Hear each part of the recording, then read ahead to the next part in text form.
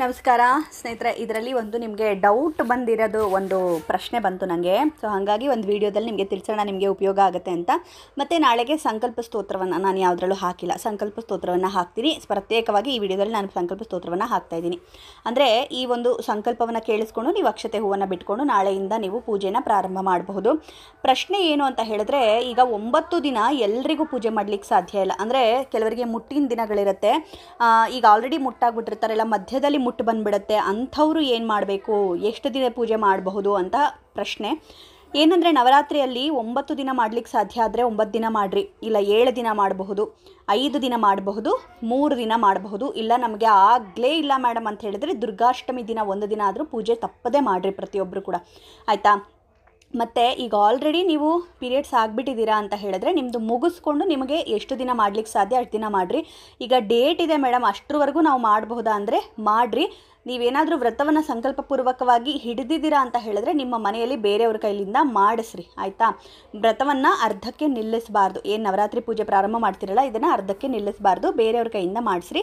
ಇಲ್ಲ ಅಂದರೆ ನಿಮ್ಮದು ಆಲ್ರೆಡಿ ಡೇಟ್ ಆಗಿಬಿಟ್ಟಿದ್ದೀವಿ, ಈಗ ನಾವು ನಾಳೆಯಿಂದ ಪ್ರಾರಂಭ ಮಾಡಲಿಕ್ಕೆ ಆಗೋದಿಲ್ಲ ಅನ್ನುವಂಥವ್ರು 7 ದಿನ 5 ದಿನ 3 ದಿನ ಈ ರೀತಿಯಾಗಿ ಮಾಡ್ಬೋದು. ಅಂದರೆ ನಿಮ್ಮ ದಿನ ಮುಗಿಸ್ಕೊಂಡು ನೀವು ಪ್ರಾರಂಭ ಮಾಡ್ಬೋದು. ಅಂದರೆ 5 ದಿನ ಮುಗಿದು 6ನೇ ದಿನದಿಂದ ನೀವು ಪ್ರಾರಂಭವನ್ನು ಮಾಡ್ಕೊಳ್ಬಹುದು, ಇಲ್ಲ 5ನೇ ದಿನದಿಂದ ನೀವು ಪ್ರಾರಂಭವನ್ನು ಮಾಡ್ಕೊಳ್ಬಹುದು ನಿಂತಿದ್ರೆ, ಸರಿನಾ. ಈ ರೀತಿಯಾಗಿ ಮಾಡ್ಕೊಳ್ರಿ. ಮತ್ತು ವ್ರತಕ್ಕೆ ಸಂಕಲ್ಪ ಬೇಕಲ್ವಾ, ಯಾಕಂದರೆ ನಾವು ನವರಾತ್ರಿ ಪೂಜೆನ ಪ್ರಾರಂಭ ಮಾಡ್ತಾಯಿದ್ವಿ, ಸಂಕಲ್ಪವಿಲ್ಲದ ಪೂಜೆಯನ್ನು ಮಾಡಬಾರ್ದು ಅಂತ ಹೇಳಿ. ಹಾಗಾಗಿ ಸಂಕಲ್ಪವನ್ನು ನಾನು ಹೇಳ್ತೀನಿ, ಡಿಸ್ಕ್ರಿಪ್ಷನಲ್ಲಿ ಹಾಕೋಕ್ಕಾಗಲ್ಲ, ಇಷ್ಟು ದೊಡ್ಡದಾಗಿ ಬರೆದು ನನಗೆ. ಸೊ ಸಂಕಲ್ಪವನ್ನು ನಾನು ಹೇಳ್ತೀನಿ, ನೀವು ಕೇಳಿಸ್ಕೊಂಡು ಅಕ್ಷತೆಯನ್ನು ಹೂವನ್ನು ಕೈಯಲ್ಲಿ ಇಟ್ಕೊಂಡು ಕೇಳಿಸ್ಕೊಂಡು ಅಕ್ಷತೆ ಹೂವನ್ನು ಕೆಳಗಡೆ ಬಿಟ್ಟರೆ ಸಾಕು.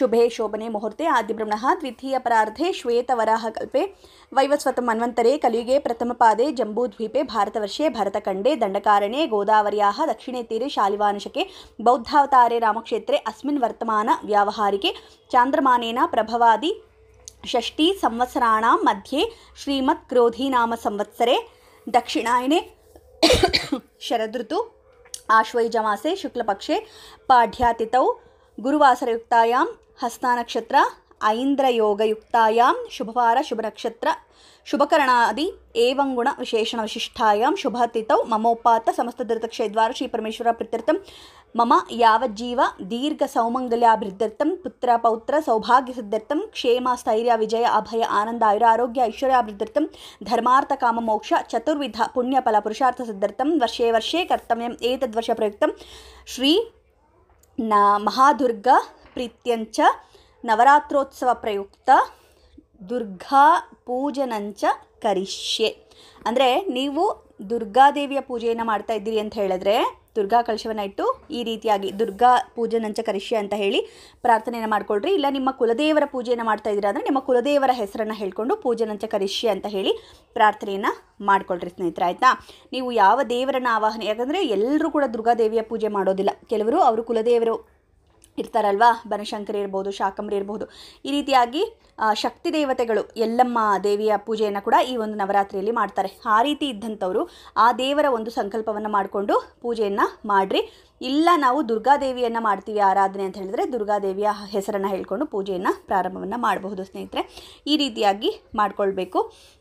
ಇನ್ನು ಈಗಾಗಲೇ ಹೇಳಿದ್ನಲ್ಲ ನಾನು ನಿಮಗೆ ಡೇಟ್ ಇದೆ ಹಾಗೆಲ್ಲ ಮಾಡೋಕ್ಕೆ ಅಂತ ಹೇಳಿದ್ರೆ ಈ ರೀತಿಯಾಗಿ ನೀವು ಮಾಡ್ಕೊಳ್ಬಹುದು ಸ್ನೇಹಿತರೆ. ಇದಿಷ್ಟು ಸಂಕಲ್ಪ, ಸರಿನಾ. ಈ ರೀತಿಯಾಗಿ ಸಂಕಲ್ಪವನ್ನು ಮಾಡ್ಕೊಳ್ರಿ.